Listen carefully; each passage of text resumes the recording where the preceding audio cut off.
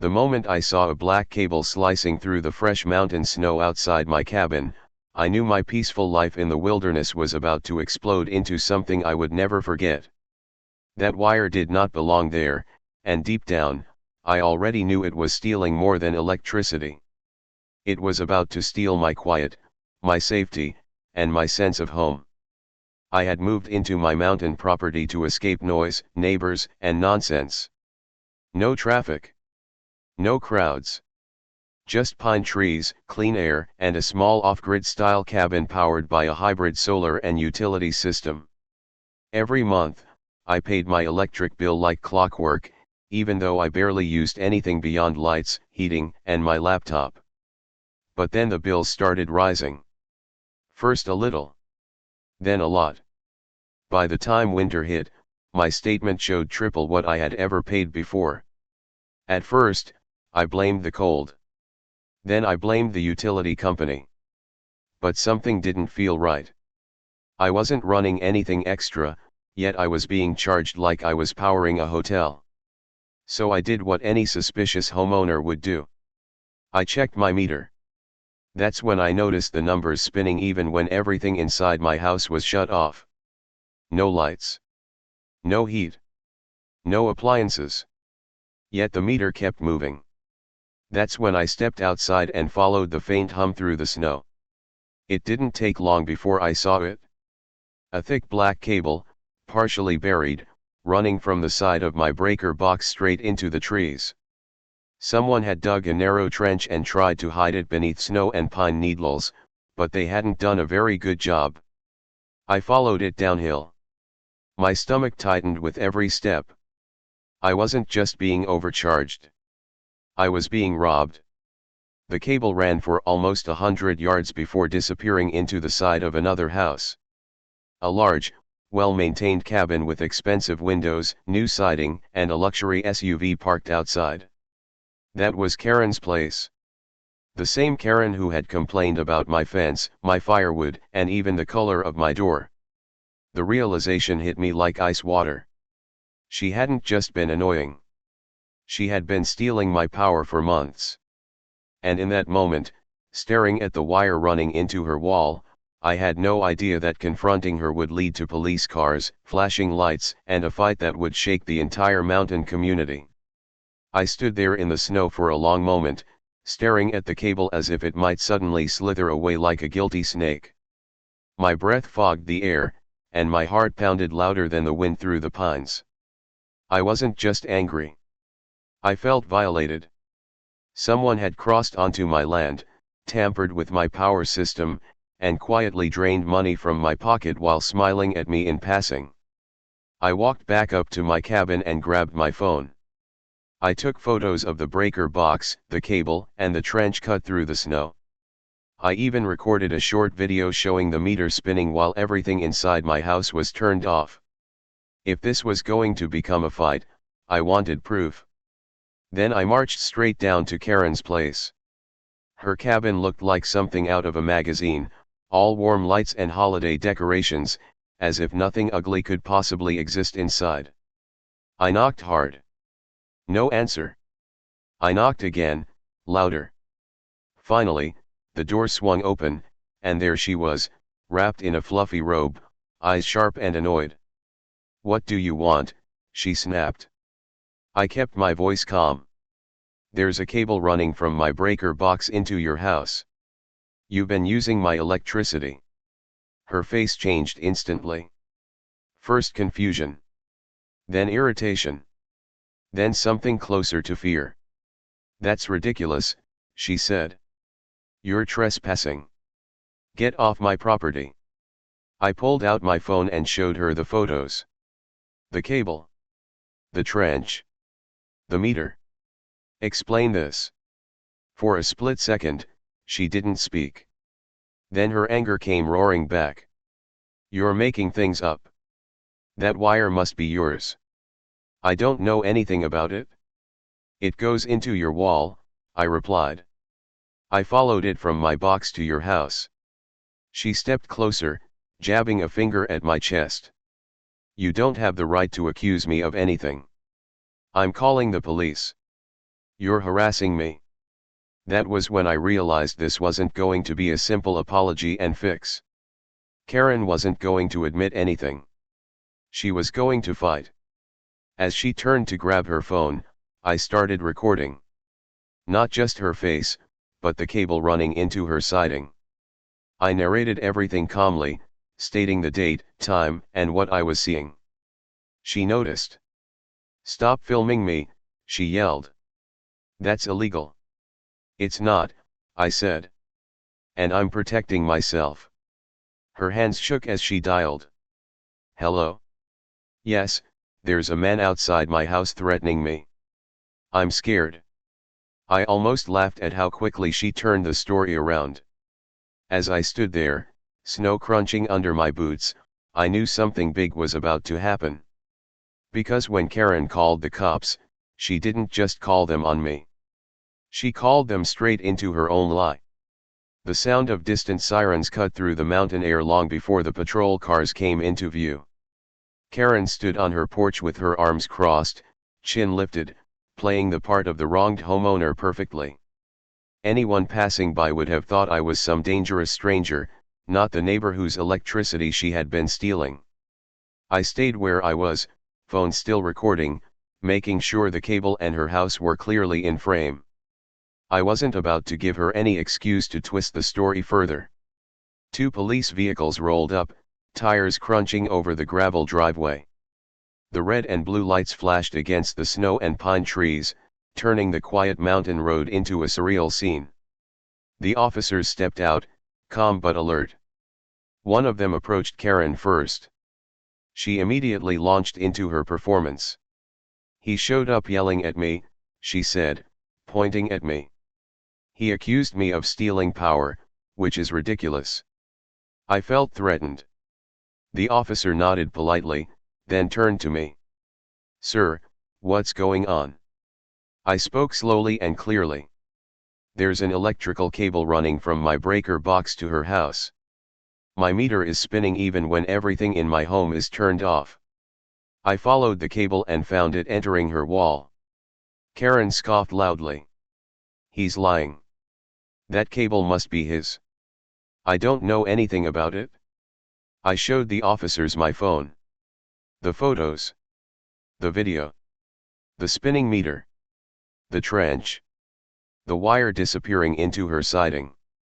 They exchanged a glance. One of them knelt down to inspect the cable. He brushed away snow and followed it with his eyes toward my cabin. Then he walked toward Karen's wall and examined where it entered.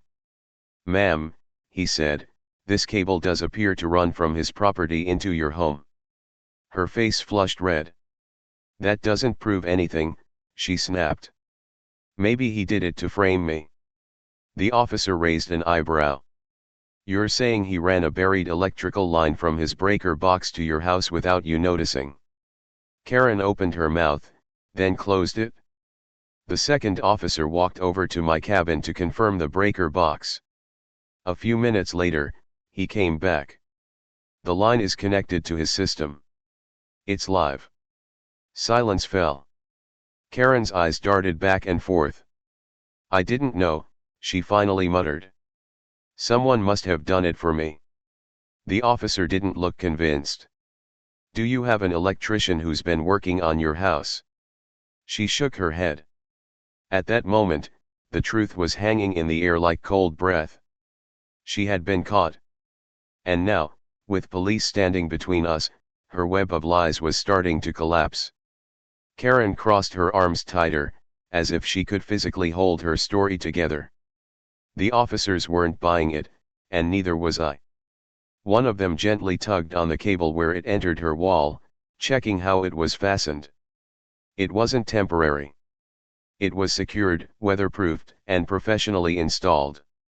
"This wasn't done by accident," the officer said. "Someone took time to set this up." Karen's voice rose. "I told you, I don't know how it got there." I stepped forward slightly. "Then how long has your power been cheaper than usual?" She spun on me. "That's none of your business." The officer held up a hand. "Ma'am, if you were receiving electricity from his system, your usage would show a drop. Do you have recent bills? Karen hesitated. That tiny pause told everyone everything. She finally said, I don't have them with me. The officer nodded slowly. We'll need to see them. Meanwhile, the second officer asked me to turn off my main breaker. I walked back up to my cabin, flipped the switch, and waited. A moment later, a shout came from Karen's house. My lights just went out, she yelled. Both officers turned toward her. So when his power shuts off, yours does too, one of them asked. Karen's mouth opened, but no sound came out. That was it. The truth was no longer arguable. The officer took out a notepad. Ma'am, you've been drawing power from his system without authorization. That's theft of services. She exploded. This is harassment. He set me up. You can't prove anything. You just did, the officer replied calmly. They asked her to step off the porch. She refused at first, demanding a lawyer, demanding supervisors, demanding anything that might stop what was happening. But reality doesn't care about tantrums. While one officer stayed with her, the other asked me how long I had noticed the extra charges. I showed him my utility statements. The rising bills. The sudden spikes. He nodded. This lines up. Karen's voice cracked. You're ruining my life. I didn't respond. I didn't need to. The evidence was doing all the talking. Eventually, they issued her a citation and informed her that the utility company and possibly a prosecutor would be contacting her. They also instructed her not to tamper with the line again. As they disconnected the illegal cable, I felt a strange mix of relief and disbelief. The neighbor who had complained about my fence and my firewood had been secretly draining my power all along. And she had only made it worse by calling the cops on herself. When the officers finally left, the mountain felt quiet again, but it wasn't the peaceful kind of quiet I had moved here for. It was the stunned silence that follows a storm. Karen stood on her porch, arms wrapped around herself, staring at the spot where the cable had once been. Her house was dark now, running only on whatever backup system she had. I walked back up to my cabin, reconnected my breaker, and watched my lights come back on. For the first time in months, the meter outside moved at a normal, steady pace. It felt like I had just gotten part of my life back. Later that evening, my phone buzzed. A neighbor from farther down the mountain had heard about what happened. Then another. Apparently, Karen's dramatic police call had been the most exciting thing to happen in this quiet area in years. By the next day, people were stopping by to ask if it was true. I showed them the photos and videos. The cable. The trench. The police standing in Karen's driveway. Word spread fast. And with it came something unexpected. Others started sharing their own stories. Karen complaining. Karen demanding. Karen trying to control things that weren't hers. One neighbor even said their power bill had mysteriously dropped after Karen moved in. That made my stomach twist. It wasn't just me. I contacted the utility company and gave them everything I had. They were very interested, especially when I mentioned the possibility of multiple victims. Karen, meanwhile, avoided everyone. Her curtains stayed closed. Her car didn't move. The woman who used to patrol the neighborhood looking for things to criticize was suddenly invisible. A few days later, a utility truck arrived at her place. Then another. They inspected her wiring for hours. I stood on my porch, watching, knowing the truth was finally being dug up just like that cable in the snow. When the trucks left, Karen's house stayed dark. No lights. No hum. Nothing. That was when I realized this wasn't just about one stolen line. This was about months, maybe years, of fraud. And the story was far from over. Because Karen wasn't the type to accept consequences quietly. She was going to try something. And when she did, it was going to be even uglier than before. 3 days after the utility trucks left, I woke up to a loud knock on my door. Not a friendly one. The kind that makes your stomach tighten before you even look outside. I opened it to find Karen standing there, eyes red, jaw clenched, holding a thick envelope. "You did this," she hissed. I didn't need to ask what she meant. She shoved the papers at me. "You've ruined my reputation. I'm being investigated. I'm getting fines. This is all because you lied to the police." I flipped through the pages. It was a demand letter from a lawyer, full of threats about defamation and harassment. I looked back at her. "You stole my electricity." She scoffed. "Prove it in court." "I already did," I replied. Her face twisted with fury. "You should have kept your mouth shut. Now everyone thinks I'm some criminal." "That's because you are," I said calmly. She stepped closer. "You don't belong here. This is my community. I'm going to make sure you regret moving onto this mountain." I started recording again. "Say that one more time." She froze, then turned and stormed off. That wasn't the end of it. Over the next week, I got letters from her lawyer, complaints filed with the county, and even a report that I had illegally installed electrical equipment on my own property. Every claim was false, but each one was meant to intimidate me. I answered every single one with evidence. Photos. Videos. Utility reports. Police records. The more she tried to bury me, the more proof came to light. Eventually, the county investigator showed up. I walked him through everything. He took one look at the illegal hookup photos and shook his head. "This is open and shut," he said. Karen's attempts to play the victim were falling apart just like her story had with the police. And the best part?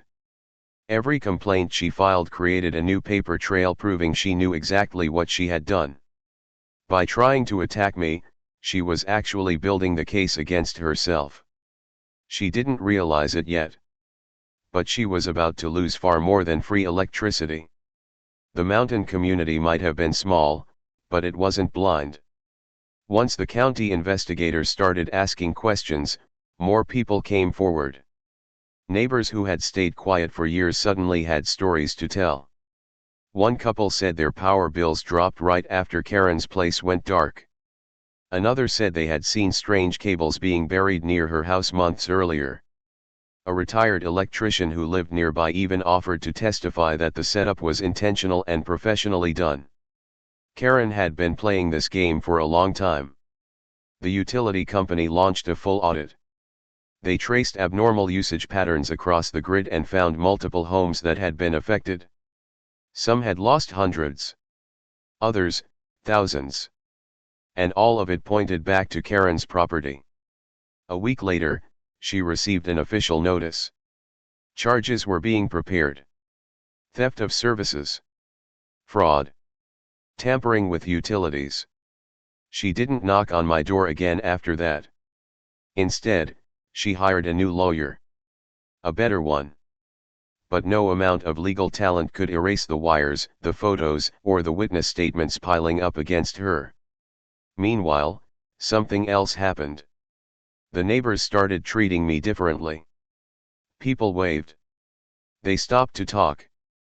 Some even thanked me. "You did what we were all afraid to," one man said. "I hadn't planned to become some kind of accidental hero. I just wanted my electricity back."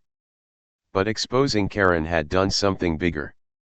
It had restored trust in a place that had been quietly poisoned by her entitlement.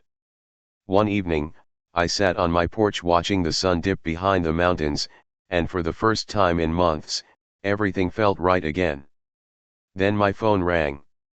It was the utility company. They had finished calculating how much power Karen had stolen. The number made me sit down. And they weren't just billing her. They were taking her to court. That was when I knew the story was about to reach its final, dramatic chapter. The morning of the court hearing arrived with a bitter chill in the mountain air. Snow clung to the pines, and my cabin seemed unusually quiet, almost like it was holding its breath for what was coming. I packed my folder with every piece of evidence: photos, videos, utility bills, and police reports. Every detail had to be airtight. Karen arrived in a sleek SUV, looking calm and confident, but I could see the tension in her eyes. Her new lawyer whispered into her ear as they walked toward the courthouse. She was dressed sharply, putting on the appearance of control, but even from a distance, her clenched jaw and quick glances betrayed her anxiety. The courtroom was small, packed with a few neighbors who had followed the story. The judge called the case, and we all rose. I felt a mixture of nerves and resolve. This was the moment where everything would either unravel completely or finally make sense. Karen's lawyer started aggressively, claiming the allegations were false, that I had fabricated evidence, and that she had never knowingly used my electricity. He waved his hands, spoke quickly, and tried to make her seem like the innocent victim in a bizarre neighborhood feud. Then it was my turn. I laid out the timeline: the spike in bills, the spinning meter, the buried cable, the photos, the video of her home's lights going out when I shut my breaker, and the police verification. I even presented witness statements from neighbors who had noticed suspicious activity. The room went quiet as the evidence was displayed on a large monitor. Karen's confident posture wavered. She whispered something to her lawyer, who grimaced. The judge leaned forward, scanning the documents, looking back at Karen, then at me. The evidence clearly shows unauthorized use of electricity from the plaintiff's property into the defendant's residence. There is little doubt that this was intentional. Karen's face went pale. Her lawyer tried to object, but the judge cut him off. All objections noted, but the proof is clear. When the ruling was final, the judge ordered Karen to pay restitution for the stolen power, fines for tampering with utility lines, and legal fees. She was also warned that any further attempts at intimidation could result in criminal charges. As I walked out of the courtroom, the sun broke through the clouds. I felt a weight lift from my shoulders. The fight wasn't just about stolen electricity anymore. It was about standing up for yourself, and making sure truth and fairness prevailed. Karen slumped into her seat behind her lawyer, defeated, while the neighbors quietly congratulated me as I left. Finally, it was over. After the courtroom drama, life on the mountain began to settle back into its quiet rhythm. My cabin felt like mine again, free from hidden wires, inflated bills, and the tension that had hung over every snowy morning. I still double-checked the breaker and the meter, of course, but now it was out of habit, not suspicion. Karen didn't speak to me again.